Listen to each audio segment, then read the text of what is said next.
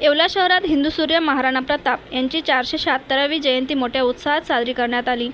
यानिमित्त शहरातील महाराणा प्रताप यांच्या पुतळ्याला पुष्पहार अर्पण करून अभिवादन करण्यात आले। कार्यक्रमासाठी विविध राजकीय पक्षांचे पदाधिकारी व कार्यकर्ते मोठ्या संख्येने उपस्थित होते।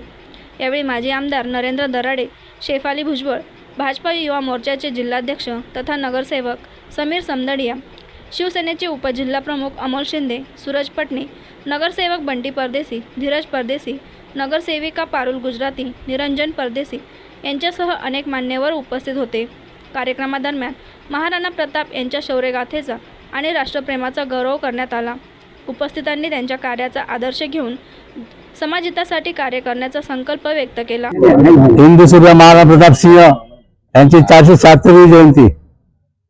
खरोखर या देशामध्ये अनेक महापुरुष होऊन गेलेले आहे।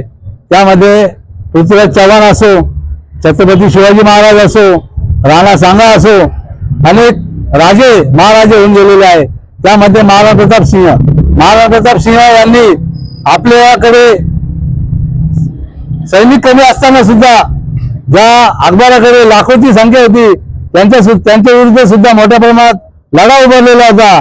आणि महत्वाचे म्हणजे ज्यावेळेस महाराणा प्रताप सिंह यांच्याकडे काही एका ठिकाणी त्यांचा पराभव झाला, परंतु पराभव झाले असताना सुद्धा ते झुकले नाही। त्यांनी घासाची रोटी खाऊन आपल्या सैनिकांना जवळ केले आणि त्यांना भामाशाह या व्यापाऱ्याने मोठ्या प्रमाणात मदत करून पुन्हा एकदा सैनिक जमवण्यासाठी त्यांनी प्रयत्न केले। असे महाराणा प्रताप सिंह यांनी पुन्हा एकदा सैनिक जमा करून अकबराविरुद्ध हळदी घाटीमध्ये मोठ्या प्रमाणात युद्ध केले आणि ते युद्ध जिंकूनही दाखवले। असे महाराणा प्रताप सिंह यांची जयंती आज पूर्ण देशामध्ये साजरी होत आहे।